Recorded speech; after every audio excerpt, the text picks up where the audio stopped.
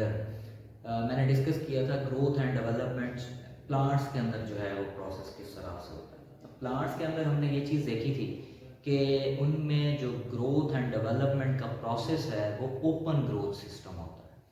किस तरह से कि प्लांट्स के अंदर जो ग्रोथ का प्रोसेस है उसमें कोई यूनी डायरेक्शन नहीं है, उसमें प्लांट जो है वो दाएं बाएं ऊपर नीचे हर सिमत के अंदर उसकी जो है वो डेवलपमेंट या ग्रोथ का प्रोसेस हो सकता है।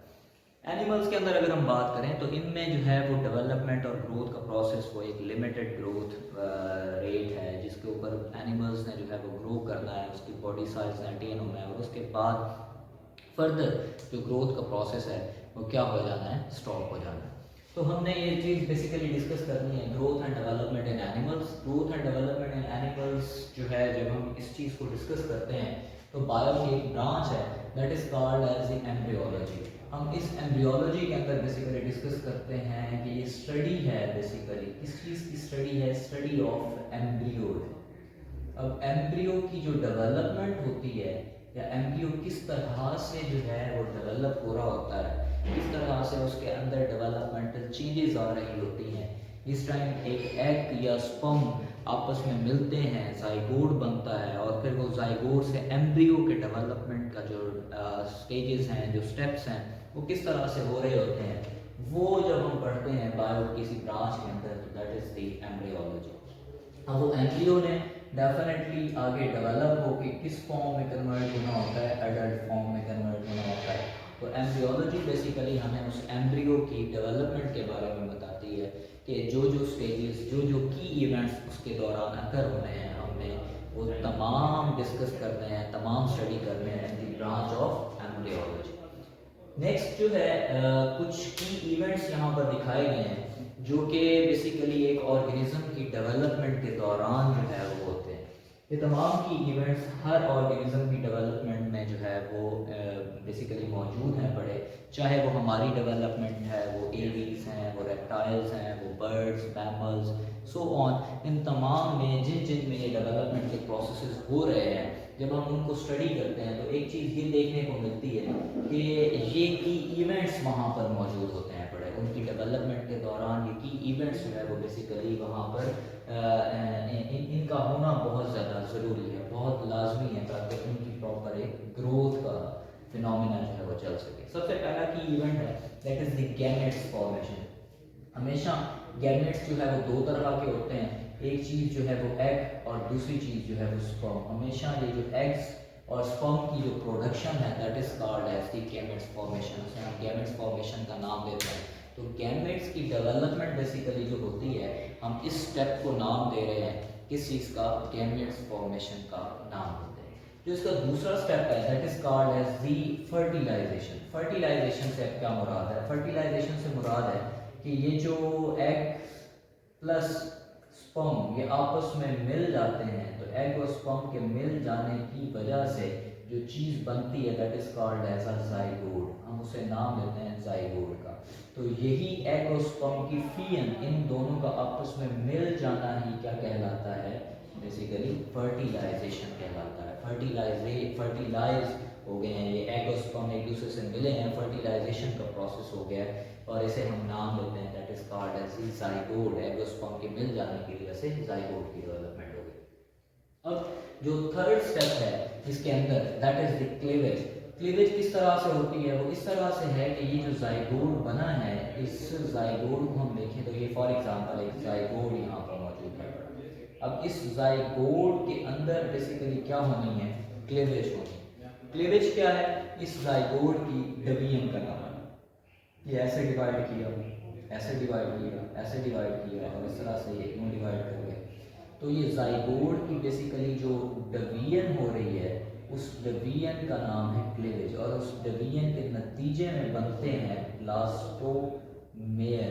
ब्लास्टोमेयर ये खास किस्म के सेल्स हैं जो कि क्लीवेज के बाद बन रहे होते हैं, जो कि क्लीवेज की जब ये डिवीजन होती है, ये क्लीवेज होती है, तो जाइगोट अल्टीमेटली डिवाइड करके इन चीज़ों को डेवलप करा रहा होता है, ब्लास्टोमेयर्स को डेवलप करा रहा होता है। फिर ये ब्लास्टोमेयर्स अल्टीमेटली ये डेवलप होने के बाद जो नेक्स्ट स्टेप है गैस्ट्रुलेशन में आ जाते हैं। गैस्ट्रुलेशन से मुराद है जो वेरियस जर्म लेयर्स जो बॉडी की बन रही होती हैं उनको बनवाने के लिए कौन सी चीज़ है, बेसिकली गैस्ट्रुलेशन का प्रोसेस है। इसमें जर्मिनल लेयर्स बनती हैं। वो germinal layers ectoderm, endoderm and mesoderm की फॉर्म में होती हैं। वो बेसिकली जिस प्रोसेस के दौरान बनती हैं, वो जो डेवलपमेंट का प्रोसेस है, that is called as the gastrulation. अब इन जर्मिनल लेयर्स में बाद में डेवलप हो जाना होता है, इन जर्मिनल लेयर्स में कन्वर्ट होना है फर्दर किस चीज़ के अंदर, वेरियस ऑर्गन्स जो हैं उनके अंदर, और this is called as the organogenesis. ये ऑर्गन्स की बेसिकली डेवलपमेंट है। इसमें वेरियस बॉडी ऑर्गन्स जो हैं उन्होंने डेवलप होना है इन जर्मिनल लेयर से, और ये कहलाता है बेसिकली ऑर्गेनोजेनेसिस। ये ऑर्गेनोजेनेसिस जो है ऑर्गन्स की सिंथेसिस का नाम है, ऑर्गन्स के बनने का नाम बेसिकली क्या है, ऑर्गेनोजेनेसिस है। और the last and the final stage is the growth. In organs के बाद, ऑर्गन्स की डेवलपमेंट के बाद एक पूरा जो इंडिविजुअल बना है, उस इंडिविजुअल ने क्या करना है, बेसिकली उसकी ग्रोथ होनी है, उसने प्रॉपरली जो है वो मैच्योर हो जाना है, और उसने प्रॉपरली मैच्योरिटी लेवल को अटेन करना है, ग्रोथ के स्टेजेस को जो है वो क्रॉस करना है। तो these are the some key events which are involve in growth and development of an organism. किसी भी ऑर्गेनिज्म की डेवलपमेंट में ये की इवेंट्स का होना बहुत ज़्यादा लाजमी और बहुत ज़्यादा ज़रूरी है। इस चैप्टर में हम ये ग्रोथ एंड डेवलपमेंट के प्रोसेस को देखेंगे अकॉर्डिंग टू द चिक, कि चिक के अंदर जो है किस तरह से डेवलपमेंट होती है। जब एक मुर्गी जो है वो एक फर्टिलाइज्ड एग को ले करती है, अगर हम उसके अंदर डेवलपमेंट के प्रोसेस को देखें तो वो डेवलपमेंट का प्रोसेस बेसिकली किस तरह से हो रहा होता है, ये हम देखेंगे यहाँ पे। अच्छा देखिए, चिक के एग की बात करें तो चिक के एग में सबसे पहली चीज़ तो ये है कि एग और स्पर्म का मिलाप होना है। एग और स्पर्म जो है वो आपस में फ्यूज़ कर जाना है, और उनकी फीलिंग जो है वो बेसिकली क्या कहलाती है, that is called as the fertilization. Fertilization में क्या होगा कि एग प्लस स्पर्म ये आपस में मिल जाएंगे, और एग और स्पर्म के मिल जाने की वजह से कौन सी चीज़ फॉर्म हो जाएगी, जाइगोट फॉर्म हो जाएगा। और जाइगोट जैसे ही फॉर्म होगा, ये जो प्रोसेस है that is called as the fertilization. हम इसे नाम देते हैं, that is called as fertilization. अब जो एग और स्पर्म की जो फर्टिलाइजेशन है ये हो गई, लेकिन ये एग और स्पर्म की फर्टिलाइजेशन बेसिकली कहाँ पर होती है। अगर हम बात करें इसकी एग की, तो इसका एग या फिर हम कहते हैं चिक का जो ओवम है वो निकल कर आता है एक जगह पे, that is called as a oviduct, जिसे हम नाम देते हैं किस चीज का, ओविडक्ट का, जो कि चिक हैन की जो है वो मौजूद है बड़ा बॉडी के अंदर, बेसिकली ये स्ट्रक्चर ओवरी से आता है। अब ओविडक्ट के अंदर ये वो पॉइंट है, ये वो जगह है जिसे हम नाम देते हैं, ये है पॉइंट ऑफ फर्टिलाइजेशन। इसे हम नाम देते हैं, ये फर्टिलाइजेशन का पॉइंट है बड़ा। यहाँ पर बेसिकली क्या होनी होती है, फर्टिलाइजेशन होनी होती है। जब ये एग फर्टिलाइज हो जाता है, इसकी फर्टिलाइजेशन हो गई ओवम की, किस जगह पे हुई, that is the point oviduct, यहाँ पर इसकी फर्टिलाइजेशन हो गई। फर्टिलाइजेशन के बाद इस एग को जो है वो क्या किया जाता है, बॉडी से बाहर निकाल दिया जाता है। एग को बॉडी से एक्सपेल आउट किया जाता है, इसे बाहर निकाला जाएगा। जब इस एग को बॉडी से बाहर एक्सपेल आउट किया जाता है, तो उस दौरान कुछ खास किस्म के चिक की जो बॉडी है, सॉरी हैन की जो बॉडी है, उसके पास खास किस्म के ग्लैंड्स मौजूद हैं, और उन ग्लैंड्स को हम नाम देते हैं, that are known as a shell glands. They are called as shell glands. ये शेल ग्लैंड्स इनके पास मौजूद हैं बड़े।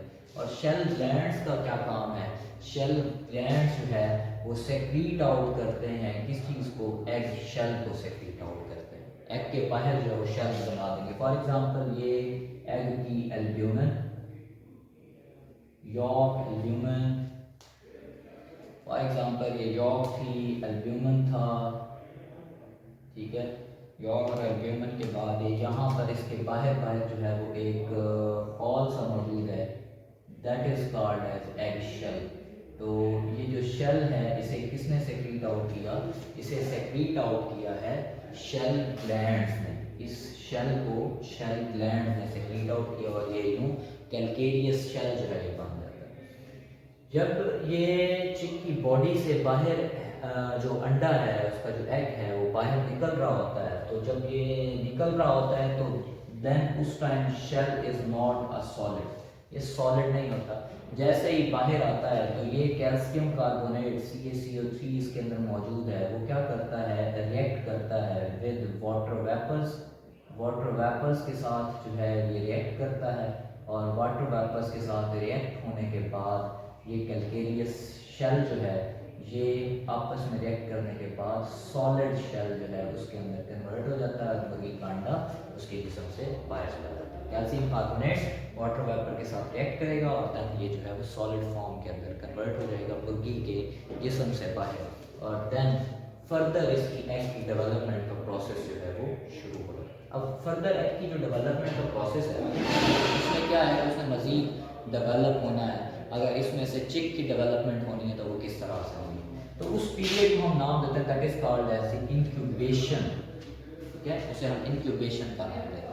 ये इंक्यूबेशन जो है ये बेसिकली है स्पेसिफिक हीट पीरियड है, और इस स्पेसिफिक हीट पीरियड में क्या होता है, एग की फर्दर डेवलपमेंट होती है। एग की फर्दर जो डेवलपमेंट होनी है वो कब होनी है, स्पेसिफिक हीट पीरियड के दौरान होनी है। ठीक है, एग ने फर्दर डेवलपमेंट के प्रोसेस में जाना, तो एग की जो फर्दर डेवलपमेंट का प्रोसेस होना है उसको हैन ने अपनी जो है वो बॉडी की जो हीट होती है, बॉडी टेम्परेचर जो है उस टेम्परेचर से क्या करना होता है, मेंटेन करना होता है, उस टेम्परेचर से इसको जो है उसने चलाना होता है।